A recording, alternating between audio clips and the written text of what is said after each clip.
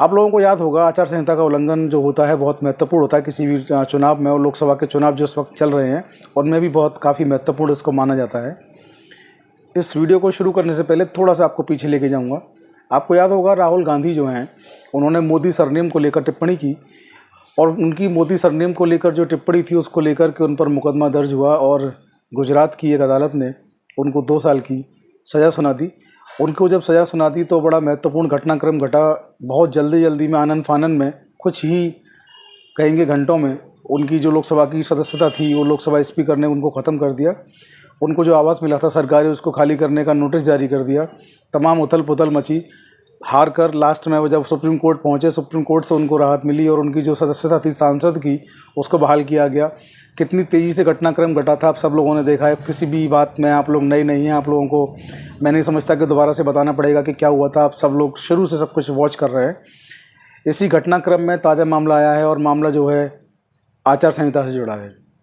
मामले को एक बार मैं आपको ब्रीफ कर देता हूँ कि मामला क्या है।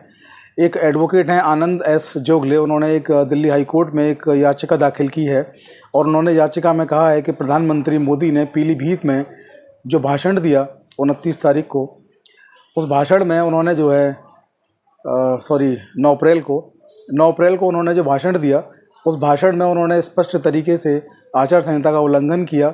उन्होंने राम के नाम का सहारा लिया, उन्होंने विपक्षी पार्टियों पर करारा प्रहार किया और उस सब में वो जाति और धर्म का उल्लेख उन्होंने जो किया वो आचार संहिता का खुला उल्लंघन है। इसका ब्रीफ जो है वो ये है कि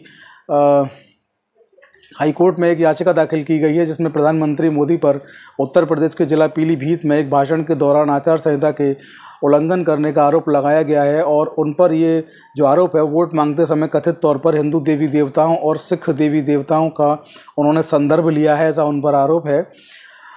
वकील सुप्रीम कोर्ट के एडवोकेट हैं आनंद एस जोगले, उनके द्वारा एक याचिका दाखिल की गई है जिसमें प्रधानमंत्री को 6 साल के लिए चुनाव लड़ने से अयोग्य घोषित करने की उन्होंने अपील की है, मांग की है।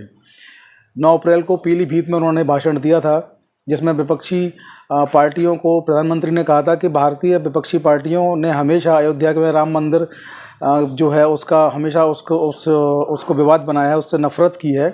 प्राण प्रतिष्ठा का उनको निमंत्रण दिया गया, उसको उन्होंने ठुकरा दिया। और राहुल गांधी जो है बार बार ये कहते हैं कि हम एक शक्ति से लड़ रहे हैं, जबकि शक्ति जो है वो सब जानते हैं हिंदू धर्म में शक्ति किसको कहा गया है। तो उन्होंने इस तरीके से जो बातें इस याचिका में कही गई हैं सबका उल्लेख किया गया है कि उन्होंने बार बार जाति और धर्म का उन्होंने उल्लेख किया है और बार बार जाति और धर्म के नाम पर उन्होंने वोट मांगे हैं। तो याचिका जो है वो दिल्ली हाई कोर्ट में डली हुई है। इस पर फैसला आना है, सोमवार को इसकी सुनवाई होनी है। बहुत महत्वपूर्ण ये विषय रहेगा, बहुत ही महत्वपूर्ण ये टॉपिक रहेगा। लेकिन देखने वाली बात यह है कि इस याचिका पर लोकसभा चुनाव को देखते हुए जो सुनवाई है उसमें लगातार जो है देरी का भी आरोप सोशल मीडिया के माध्यम से आप लोग देखेंगे तो लगातार सोशल मीडिया प्लेटफॉर्म पर, अखबार, टीवी चैनल्स में ये कहा जा रहा है कि इसमें देरी हो रही है, इसको जल्दी होना चाहिए। क्योंकि एक बार जब चुनाव हो जाएगा तो इसका कोई महत्व नहीं रह जाएगा।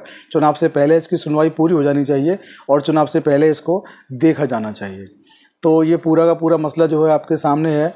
एक तरफ तो कांग्रेस पार्टी की अगर राहुल गांधी की बात करें तो उन पर मोदी सरनेम केवल उन्होंने बोला था और आपको याद होगा उन्होंने कहा था कि मोदी ही ऐसा क्यों करते हैं, सारे मोदी ऐसे क्यों होते हैं, इस तरीके का कुछ उन्होंने विवादित जो है वो टिप्पणी उन्होंने की थी, जिस पर गुजरात के नेता हैं उन्होंने मुकदमा दर्ज करवाया था।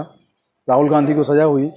ओम बिरला साहब लोकसभा स्पीकर हैं, उन्होंने 24 घंटे के अंदर उनकी लोकसभा की सदस्यता को निष्कासित कर दिया था उनकी सज़ा का हवाला देते हुए। क्योंकि कोई भी रूल है, कोई भी जो जनप्रतिनिधि है अगर वो सज़ा पा जाता है जिसकी एक सीमा निर्धारित करी गई है, उस 2 साल की जो सीमा कम से कम उसमें बताई गई है, तो 2 साल की कम से कम कोई सज़ा पा जाता है तो वो किसी भी जो जनप्रतिनिधि जो है वो अपने संवैधानिक पद पर नहीं रह सकता, उसको वहाँ से हटना ही होगा, ऐसा नियम है। तो इसी नियम का हवाला देते हुए उन्होंने जो है लोकसभा स्पीकर ओम बिरला साहब ने राहुल गांधी को तत्काल जो है लोकसभा के जो सदस्य थे वहाँ से उनको बर्खास्त कर दिया था, उनको घर खाली करने का अल्टीमेटम दे दिया था। घर खाली भी हुआ था उनका और पूरे देश ने वो घटनाक्रम देखा था। एक तरफ तो वहाँ पर राहुल गांधी वाले मसले पर अगर बात करें तो इतनी ज़्यादा जल्दबाजी दिखाई गई थी कि सारा काम बहुत जल्दी आनन फानन में हुआ था। और दूसरी तरफ अगर बात करें मोदी जी की तो वहाँ पर सब कुछ इतना देरी से हो रहा है। सोशल मीडिया पर तमाम जगहों पर मांग उठने लगी है, अखबार टीवी चैनल्स के माध्यम से भी मांग आ रही है कि इस मामले में देरी क्यों, चुनाव से पहले मामला क्यों नहीं निपटाया जा रहा है। तो खैर आज की वीडियो में इतना ही। जो भी कुछ होगा आपको उससे अपडेट कराते रहेंगे। तो आप लोग बने रहिए आप लोग बने रहिए हमारे साथ, और अपना प्यार सब्सक्राइब करना ना भूलें, हमें फॉलो शेयर करना ना भूलें। जय हिंद, जय भारत, नमस्कार।